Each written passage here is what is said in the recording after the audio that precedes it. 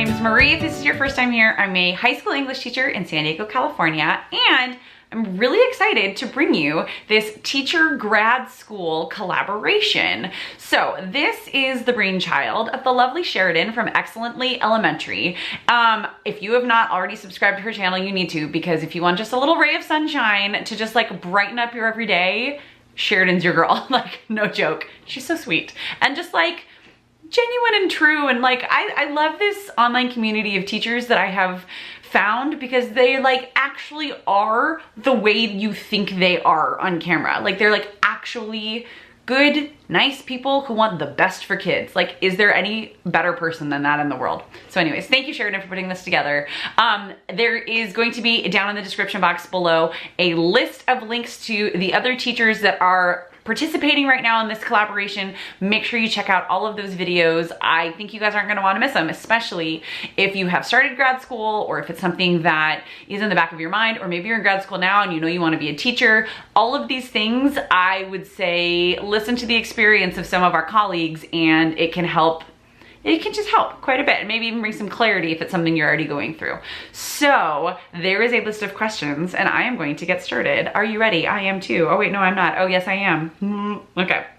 So our first question, what did you study in grad school? So, okay, my whole college journey is a little bit different considering, so I teach English, right? I have a credential in single subject English in California. My bachelor's degree is in French with a minor in theater arts because I thought when I went into college, like, I'm gonna be an actor. And then I was like, no, I'm not.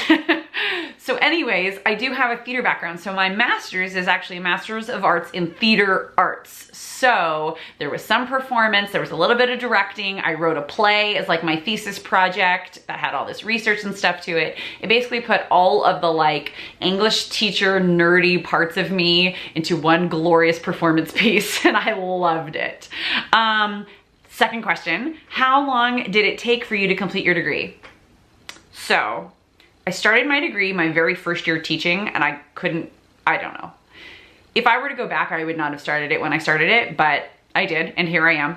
I'm over the hump, everything's done. So I took like one class at a time each semester for about 3 years.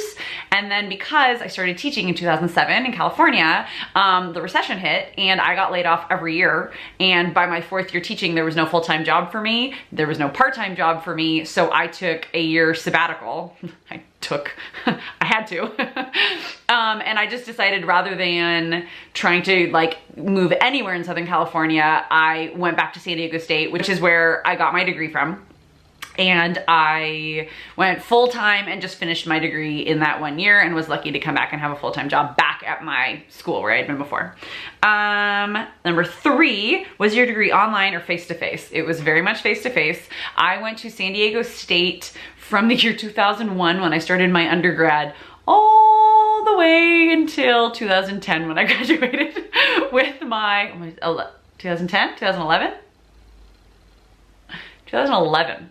When I graduated with my master's degree. So face-to-face all the way, yes. Parts of that were very difficult, but I'm a person, I feel like now I could probably learn online, but even then, like, you know, 8-9 years ago, I was not quite so disciplined. So I needed a face-to-face. Online would not have worked out well for younger Marie.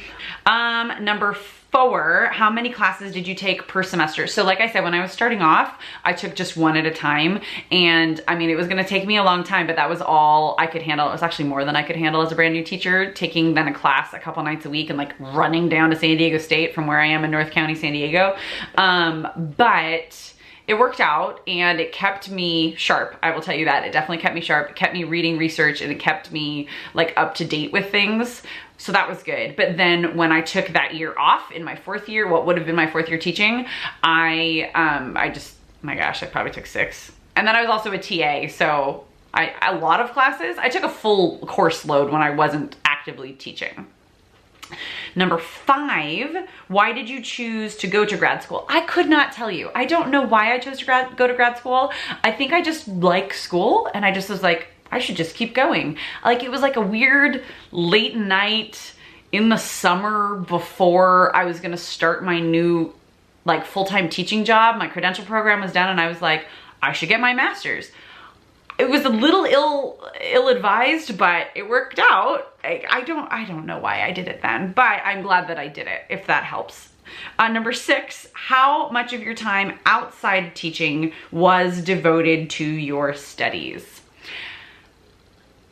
Not too much, because I only took like one class at a time, and I was teaching like 10th and 12th grade English, so it was literature, and a lot of that is plays. So I pulled a lot of things from what I was doing in class and was using that in my like master's studies.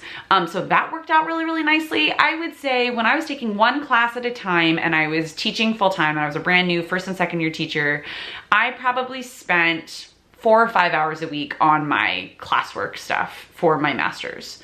Not too bad, but like definitely not extra time that I had. Like I never slept at all. So there's that. Number 7, who supported you? Advisors, administration. My administration didn't even know that I was in grad school because I didn't even think to tell them, because at 22 years old, I just like didn't think about these things. My parents supported me. My friends supported me quite a bit. Yeah, nobody else really knew that I was going to grad school because I just kind of did it. Like I never knew any different than teaching and going to grad school a couple nights a week. So I just like did it. But I was also single and very young, so I had a lot more energy than I currently do. Believe it or not, this is me lower on energy than I used to be.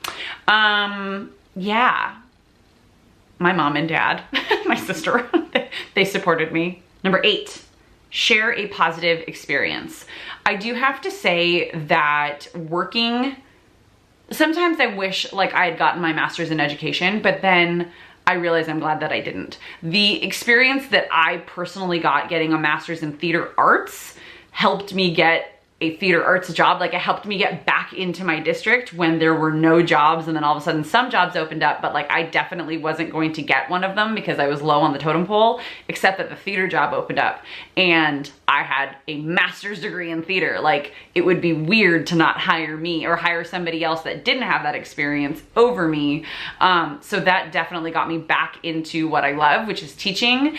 And I really did love the creative outlet and the experiences that I've had through being a student and a scholar and like doing so much research within the world of theater, especially in Shakespeare, because I kind of did like a specialization in Shakespeare studies, gave me so many cool tools that I use to this day in my classroom, with like bonding a classroom community together and different things to get kids up and on their feet and moving around without a whole lot of prep, because I've got so much like theater background. I can improvise a lot of things, and there's things that I can just like pull out of my pocket and like do like a 3-minute activity to just like change the course of however class is going. So I will say that like the best experience from grad school is the outcome.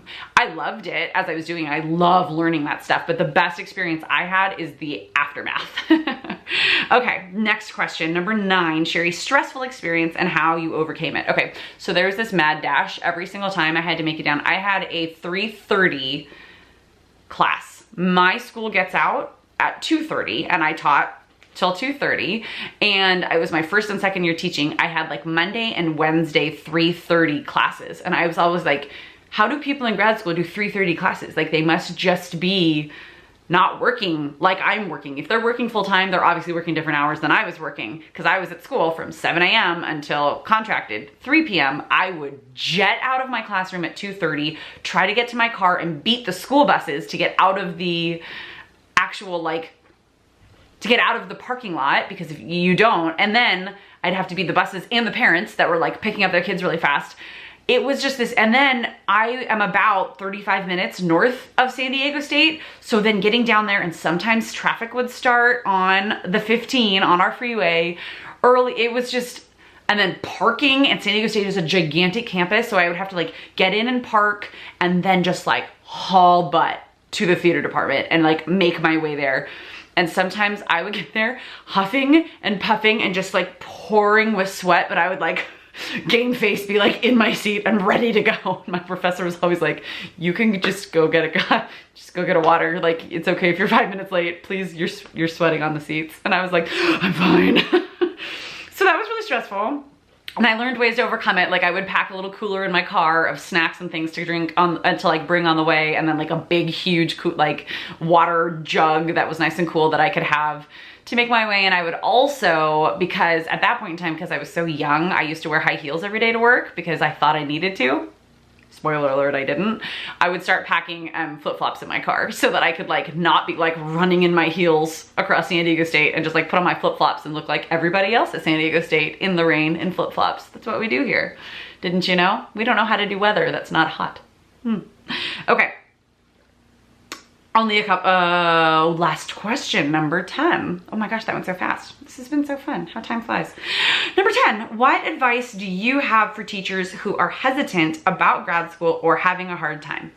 I will say to find the things that like, this is gonna sound super selfish, but find what you're gonna get out of it. Like, not just what is going to bump you up on the pay scale, because that's an obvious reason to go and get your master's degree. And I think that's a perfectly good reason to get your master's degree, but that's not really something that's gonna help you like when you're in the weeds in the middle of your grad school experience.